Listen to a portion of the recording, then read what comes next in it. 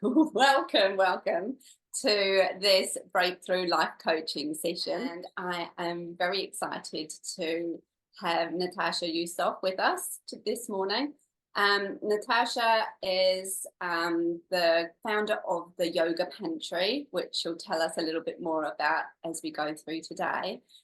She's also an amazing coach and specializes at the moment a little bit more in breath work. So I want to talk to you about that as well, Natasya. So welcome. Thank you for coming today. Thank you for inviting me. I'm really excited to be here and talk about breath because it's everything. Without it, we can't survive. And I was just saying before, your beautiful space that you've got, what a lovely welcoming space to invite people into, to work with the breath, to work with yoga, and to just have a space to um, allow that coaching relationship to develop, whether it starts with yoga or it starts with breath work or it starts with the coaching. There's a lot of overlap, I think, in that. Yeah, absolutely. Yeah, I'm very lucky actually to have this space. It's sort of my little happy place. But yeah, exactly. All of that intertwines and intersects really, really well. So when I am coaching, there'll always be some yoga, some breath, some meditation into that because it's, I think, so vital for our own well-being and our mental health and our happiness. Yeah, absolutely. Tell me a little bit about when you decided to sign up for the life coaching training, because you'd been doing yoga before that, right? Yeah, I did the life coaching course quite a few years ago now. And I was running the yoga pantry for many years prior to that and seeing private clients for yoga and things.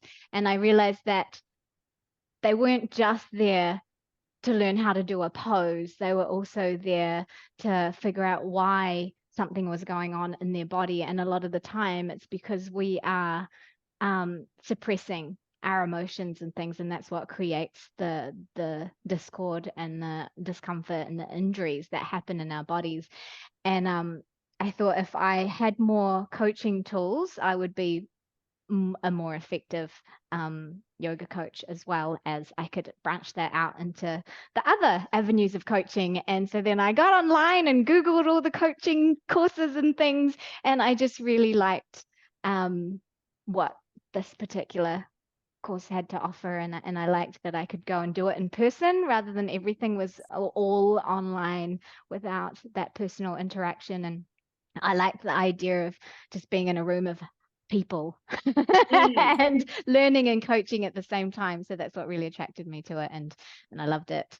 Wonderful. Yeah. And like when you were on the course, and I know I've talked to quite a few people who had kind of little breakthrough moments that happened. Can you share a little bit about your experience on the course and what you really, got out of it at the end of the day? I remember coming back from it and raving about it to a couple of other people that they then went and did it afterwards because I loved it so much.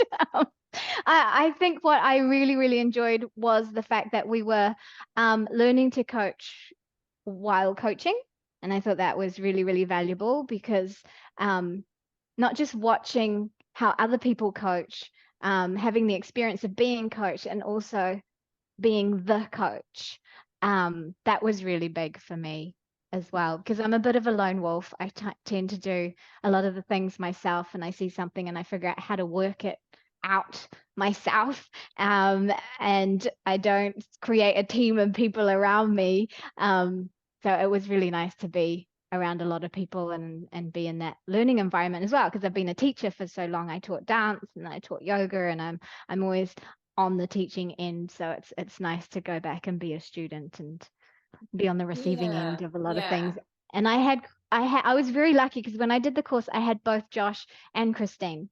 Oh, um wonderful. Lucky yes, you. yeah, so they tag teams. I got the experience of both of them and their different ways. And Christine actually took me through I can't remember what it was called now, but a sequence. And when you volunteer to, Yep. to be coached, and I got to release my feelings of an event that happened years ago that I felt like I wasn't honoring myself, and I wasn't standing in my integrity. And I got to Mhm. release that, and that was huge. That was like such a major breakthrough for me. Um, that yeah, I think it really freed me, like cut the cords literally, and freed me to Wow, it's yeah. amazing, isn't it? And I think there's so many times where we don't even know we're holding these things, that they're just kind of become so part of our everyday life, and we drag them around as if we're carrying this backpack with us. And it's only Mm, when someone points it out and says, "What is this that you're carrying?" and yeah, asks you some yeah, questions about it, that it can allow you to open it and decide whether you want to carry it on with you, carry on taking it with you. yeah, absolutely. Yeah, it's very powerful. And as you've kind of integrated the life coaching with the yoga, have there been any particular kind of best client stories, or moments where you've been like, oh yes, this is why I love doing this? Ah, every single one of them. All the time. Um, so when I graduated from the course, I offered 10 free sessions to people all around the place. And one of my most satisfying ones was with a lady I met randomly at an event in San Diego years ago. And she lives in Brazil, and she contacted me to have some coaching. And it was, yeah, it was very satisfying working with her because um she committed to it. I think that's it. When you have committed clients, it's super satisfying. And she had some major breakthroughs.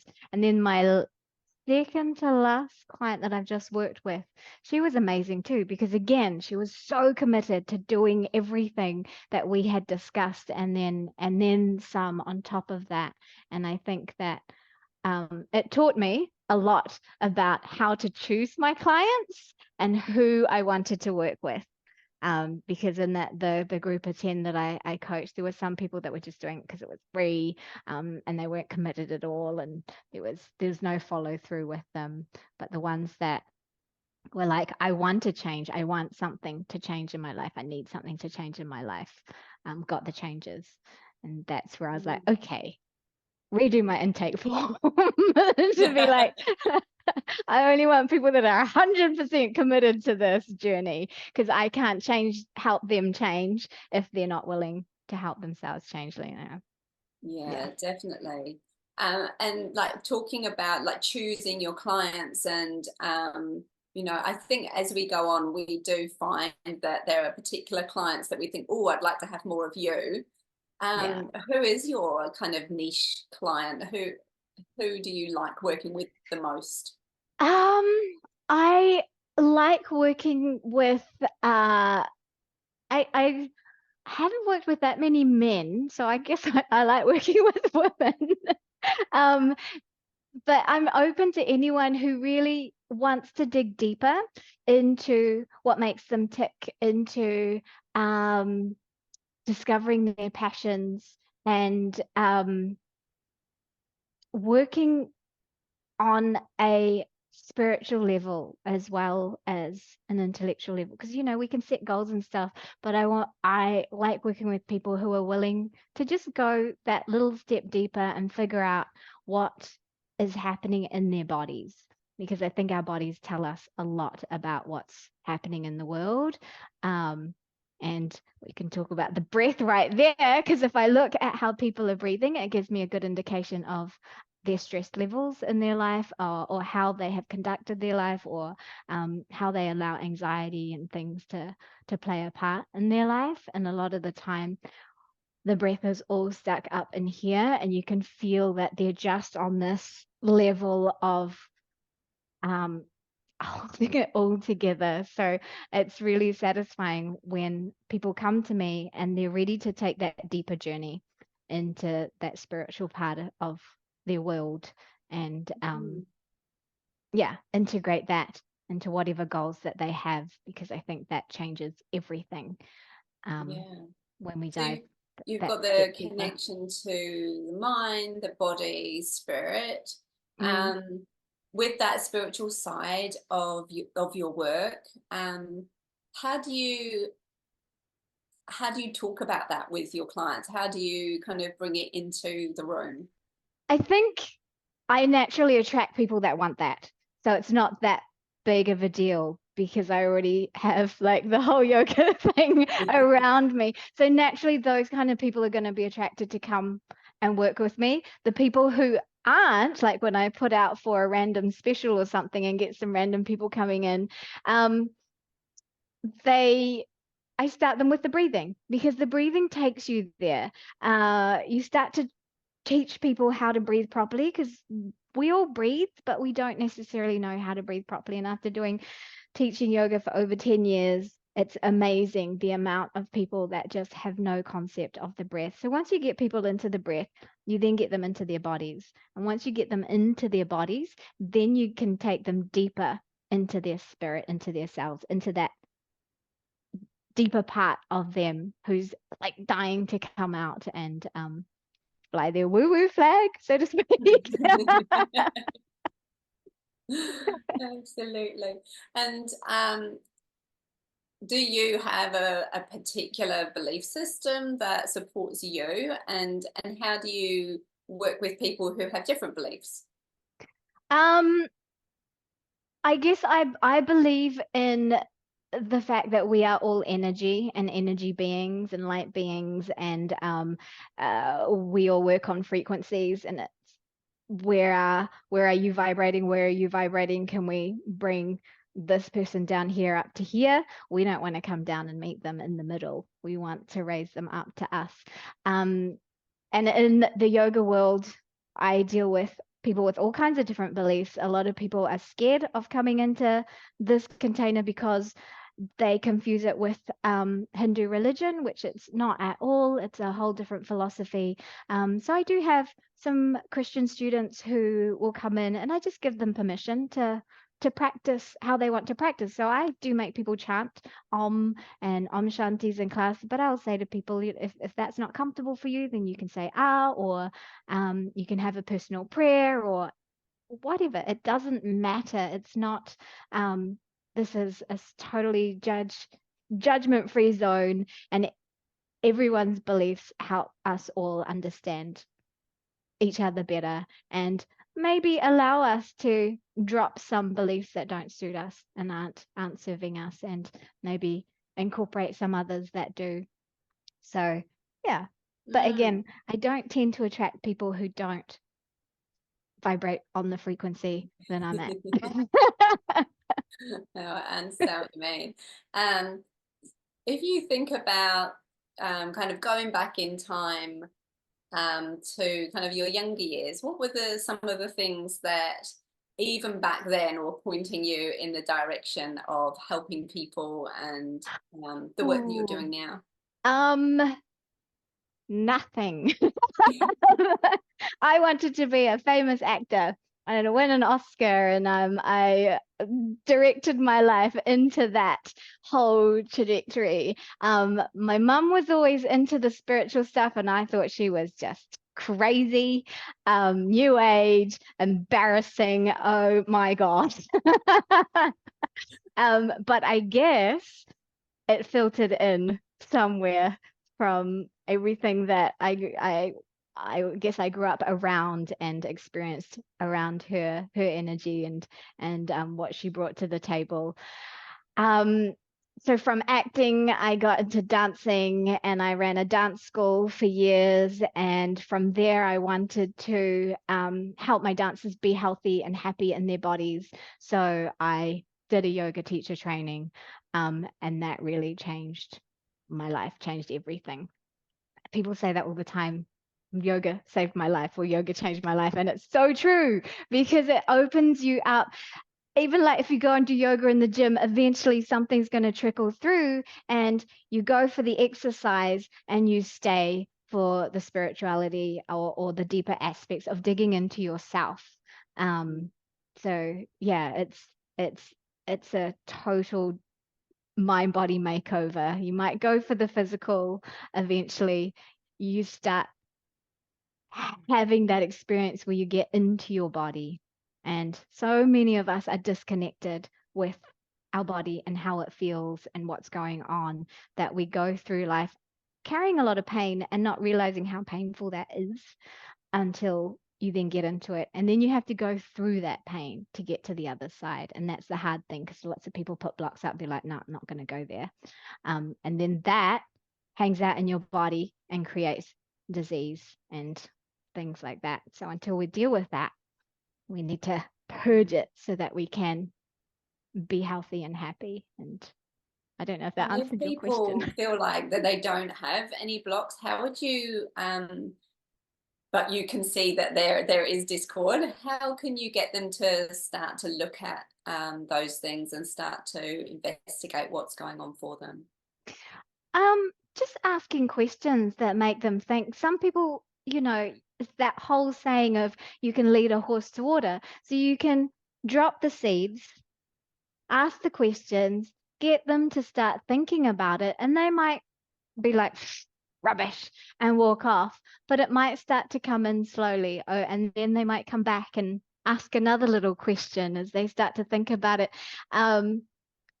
It's, I guess it's making them think it was all their idea in the first place. So guiding them on that journey where they come to the conclusions and they realize that they had this idea that they want to dig into this more, and just making it known that you're available whenever they want to come and talk to you. But you can't force people to change. Like, can't force someone to stop smoking if they don't want to. My dad's been a smoker his entire life, from 14 or whatever ridiculous young age to now, and he's like almost 80 and he still smokes. And I used to make him birthday cards with no smoking signs. But until someone's ready, you can't help them.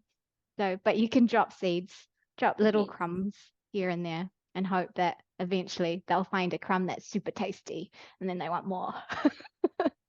I love that idea of just dropping the crumbs and finding a super tasty one. Yeah.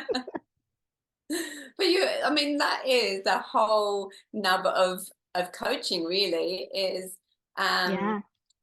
allowing people to discover it for themselves. It's not about saying you should do this, or here's some really good advice, or why don't you do this, or why don't you do yoga. It's not about that. It's so much about asking questions that lead them to, oh, maybe I'll try yoga. Yeah, exactly. Their own Maybe that discovery. sounds like a good idea. Yeah. As we all know, when they come from it, from that aspect, they're going to commit to it because it was their idea.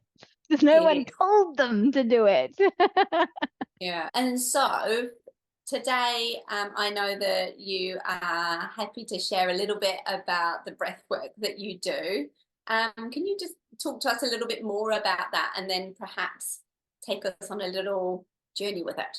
Yeah, so obviously coming from a yoga background, I teach pranayama, which is the science of breath control, prana being the life force energy, and ayama the expansion of it. And that's what the yogis were after, was extending your life by harnessing the power of your breath.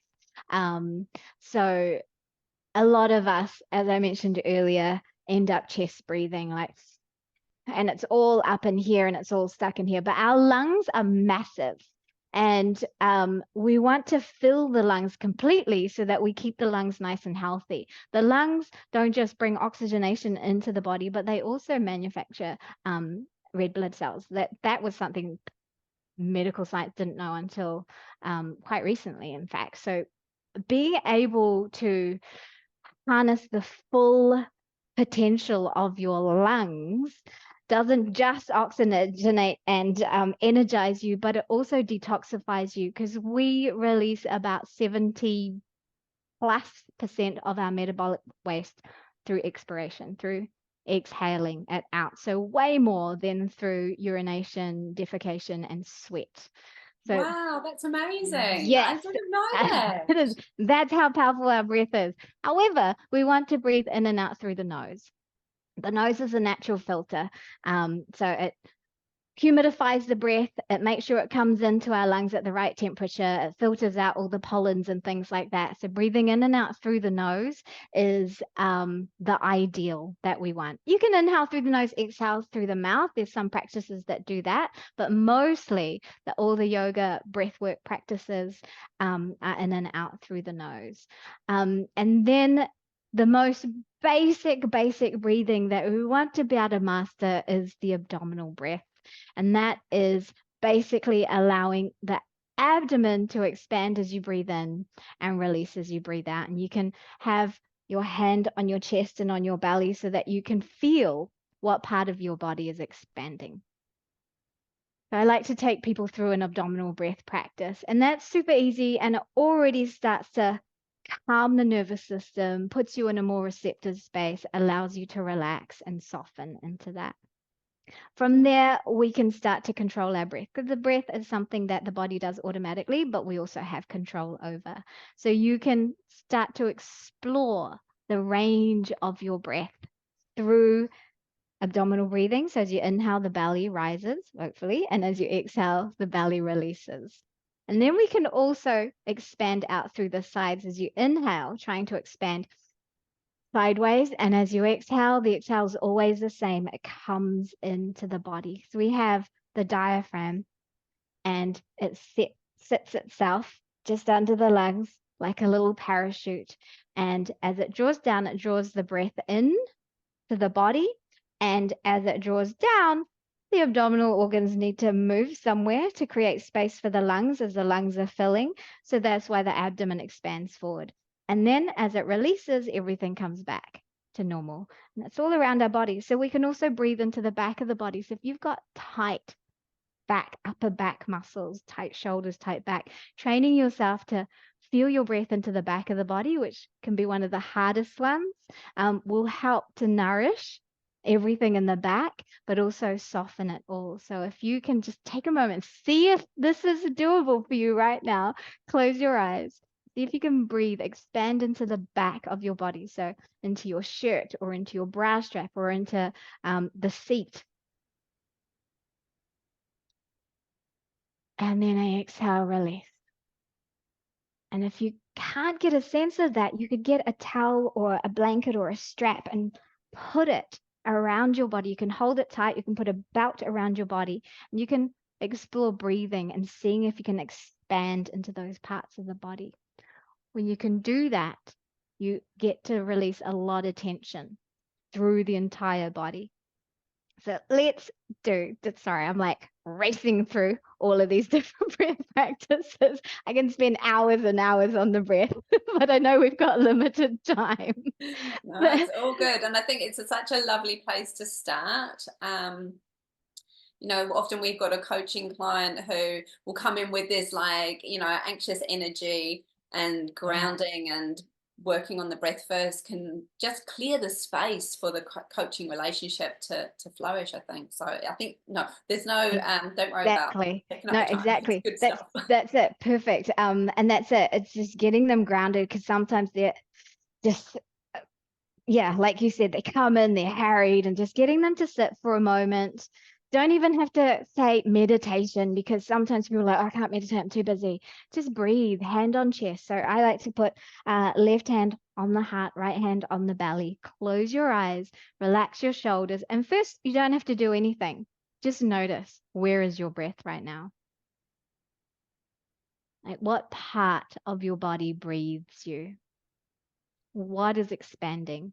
Maybe it's a combination of chest and belly. Maybe there's no movement in the belly. Maybe it's all up in the chest. Maybe you feel your shoulders rise.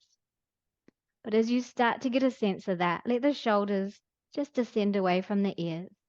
And as you breathe in, see if you can fill your lungs until you feel your belly expanding.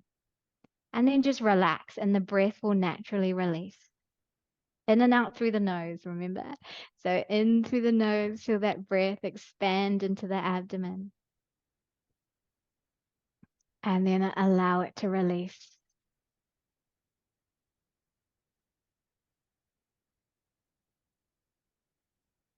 And even just 5 or so breaths, hopefully you already feel your body relaxing, Your nervous system starts to switch into the parasympathetic mode of rest and digest. You can digest new ideas, you can digest new information, you can take more in when you're relaxed.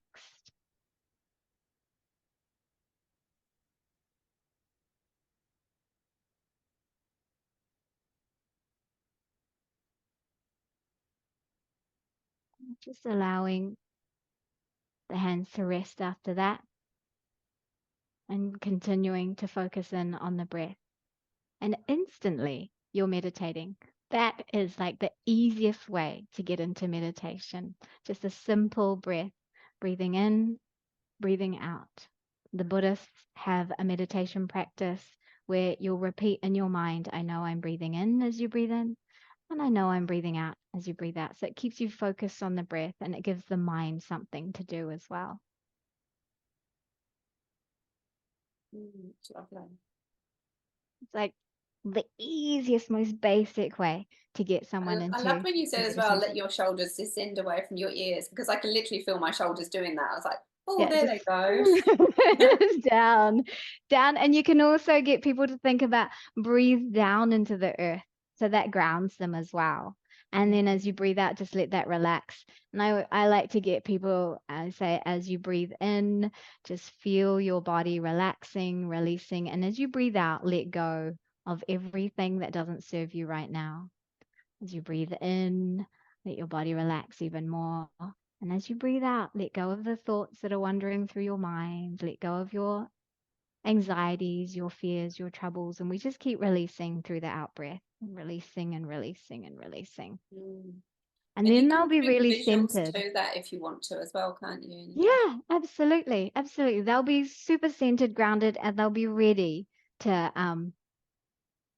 take this coaching journey and be receptive and open, and things will come to them. Like these amazing ideas will come up just because we've taken time at first to get calm. And as a coach, it gives us time as well to just be like, okay, let me get onto this person's frequency level and just feel them out, and then let me bring them into my frequency, into my balance. Because if you talk them through the breathing, you both start breathing together, and it's that mirroring and matching thing that starts to happen. And when you start to breathe together, then you've got your rapport happening instantly.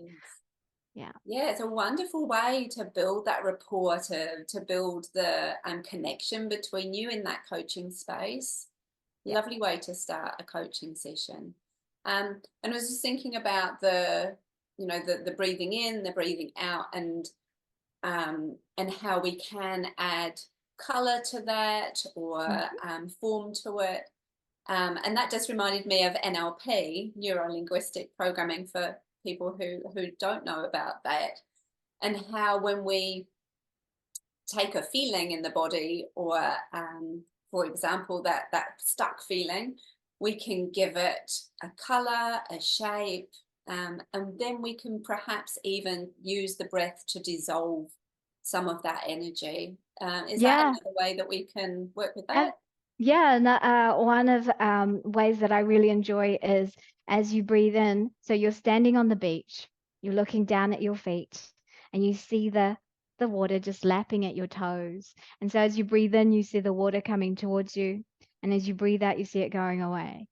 And as you breathe in, you see it coming in, and as you breathe out, you just let whatever is bothering you come out of your toes and get taken away into the ocean and let it dissolve. So that's one visualization that works really, really, really well with letting things go as well. Helps people with sleep as well. So if you're having trouble sleeping, just thinking about the breath, maybe as you breathe in, you feel your body softening, your muscles relaxing, and as you breathe out, you let go of the heat or the anxieties or anything, and just let it sink into the bed and out into the earth and disappear. It's like loads of different ways that you can add that into, yeah, that create your own visualizations and meditations, and think about what the breath represents to you, what it means to you. And yeah, there's like, oh my God, there's like thousands of different ways to use that. Just as a And really basic breathing practice.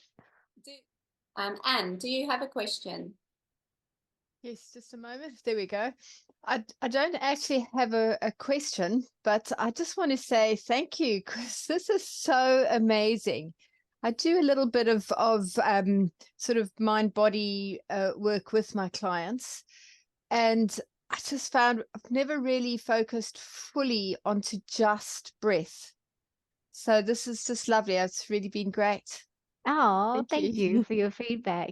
Yeah, it's amazing. I mean, it's so simple and it's so easy to get people to do it because we all do it. We all think we know how to do it, but turns out we don't. And it's because if you watch a baby, their abdominal breath happens naturally. And I think it happens as you reach end of preschool going into primary school.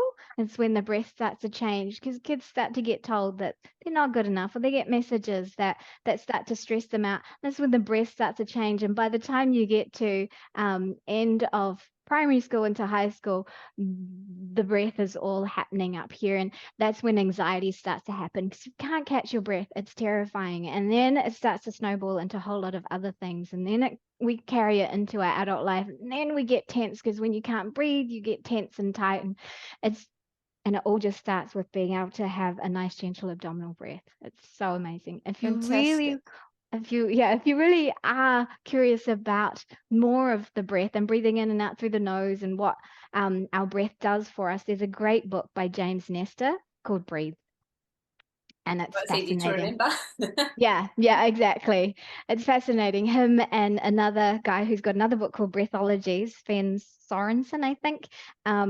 They blocked their nose for a week and they mouth breathed for a week. Before that, they did all like the medical tests and stuff. And then they did this nose blocked thing for a week. And the results after a week of breathing through their mouth was quite shocking. Um, a lot of us don't know that we breathe through our mouth by default when we sleep because we've again trained ourselves to breathe in and out through the mouth or in through the nose, out through the mouth when you're exercising and all of that stuff. And so there's a really simple thing that can be scary to do at first. Just get a piece of tape, surgical tape, just a little bit, putting it over your lips. So as you sleep, you cannot open the mouth. You'll wake up with more energy. You probably won't have to pee as much if you're a person that gets up and goes and pees all the time. And you also won't feel really dehydrated. So the reason you feel dehydrated and wake up is because you're just expiring all of the moisture from your body out. So, Yeah. so It's, yeah, no, it's a it's just some really, things I'd never even thought of. that's from the And book. it said she's got that book on her desk. Yeah, awesome. It's a great book. I love it. It's fascinating. Wonderful. Is there anybody else that would like to ask a question? Feel free to pipe up. Steve, do you have a question? Uh, no question. Just wanted to say thank you. Also, it's really, yeah, yeah, quite insightful. I work in early childhood education. My background is in child development, and I'm constantly watching children breathing and playing and noticing, when they're so relaxed, they're playing. They're just, yeah, play is a really beautiful thing to watch when I'm watching children, and they're just breathing again, like you said, real naturally, and Yeah. they look so grounded. So I feel the word's just natural. Their breathing's just natural. We can Yeah. learn a lot from Yeah. watching children, I think, just how they are in their bodies, how they breathe naturally, how they have that connection to their subconscious mind as well, and how, when they're playing, they're being in it. So Yeah. we can really, I think, learn a lot from the way kids do things. And we need to get back to some of that, I think, as adults. And breath is a great way to start. Absolutely. So, Absolutely. Definitely. Yeah, thanks so much. And again, it's simple but not easy. That's true. I run an 8-week beginner yoga course, and the first thing I do is teach people that basic abdominal breath, and then we'll breathe around the body, and then we move on to more practices. 8 weeks we do. Every week we start with breathing, and then I have an intermediate course, and one of these ladies that went through the whole 8 weeks came into the intermediate course, and then she said, "What do you mean by abdominal breathing?" I was like, "What?" Where were you the whole 8 weeks previous? What was happening? But sometimes people are afraid to say they don't get it because it can be really hard to retrain your body to breathe. And so now, that taught me to really observe what's happening. Can I see those bellies moving or not? And people will be doing it, and there's no movement in the abdomen whatsoever. And then I'm like, okay, let's try another way and try and get that natural abdominal breath. So a nice way is when you're lying in bed, hand on belly, hand on chest, and just see what's happening. What is your natural, and can you bring yourself back to that state of abdominal breath? So watch your clients and just see where's their breathing at. And when you're taking them through that abdominal breath, are they actually doing it? Because they'll pretend, but it might not necessarily be there. When it is there, it's so easy. It is easy. But to get you there, like you mentioned said, is before, hard. Natasha, about how the breath is connected to our parasympathetic nervous system. Because often, when we're coaching, we're working with people who are anxious, who are stressed. How do you explain why the breath is so important and how quickly we can change our physiology with that when you're working with a new client? I don't know if I do explain it so much because I don't want to get them all then anxious about whether they're breathing properly or not. I just get them to do it. I get them, come in, we're just going to breathe together. We're just going to take a moment to settle and get ourselves into a nice meditative state. And then we just talk through it. And then you don't need to explain because you feel it. And I think that's way more powerful. I did just have a thought about something that we can all do really easily. It's actually got nothing to do with the breath, but everything to do with our nervous system and our vagus nerve, vagal tone, to again get us into that parasympathetic nervous system. It's the easiest thing, and people love it, and it's a great party trick as well. So if people right don't now, know what is the vagus nerve, just so that we can all be on the same page. The vagus nerve, it's actually the biggest nerve that runs through the sympathetic our nervous system has the sympathetic and the parasympathetic. So the sympathetic is that fight, flight, or freeze. Parasympathetic is the rest and digest. Now, there's not a good and a bad one. They actually work together, constantly swapping when you need to react, sympathetic, when you want to relax, parasympathetic, and they should work together quite effectively. A lot of people think it's one or the other, and it can be. You can be stuck in sympathetic fight or flight, and that's usually where we are, and we're in this level of stress, which then produces the stress hormones in our body, which is not good for our body. When we're in the other one, we get to produce the relaxing hormones in our body, the happy hormones that travel around and make us feel good, and they should have a dance together. The vagus nerve is the biggest nerve that runs through the parasympathetic nervous system, and it has a lot to do with our sense of well-being and our ability to relax and de-stress. And so sorry, I don't know if that's a good explanation or not, No, that's really good. without going too sciencey. No, all good. I just wanted people to go, oh, what's that? That's kind of cool to know about. So having a good vagal tone means that you can comfortably swap from sympathetic, parasympathetic, and allow your body to actually function at an optimal level and not be constantly here or constantly here. So sometimes the parasympathetic is where we get stuck in when we're in that state of freeze, fight, flight, or freeze. It's because we are stuck down here in no action, no movement, too much depressed state. So that's why we want that balance between them too. So one way that we can relax tension in the neck and the shoulders and get our vagus tone, our vagal tone, or our vagus nerve to work with us is, I call it ear magic. Because it's magic. So we're gonna, body facing forward, just look over your right shoulder and just see how far you can look without your shoulders moving, and then come back to center. And we're gonna grab that right ear. We're gonna give it a massage. So massage all around, in the ear, out of the ear, give it a tug up and down, forward and back, the inside, the sides. Really move the skin. So what we're doing as we do this is we're actually loosening the fascia. The fascia is connective tissue, and it is in the muscles. It is around the muscles. It is in the bone. It is something that science really is only getting a grasp and an understanding of, but it's super powerful. And it's that thing that restricts us when we get the body feels tight. It's because the fascia has tightened up. So now look over your right shoulder.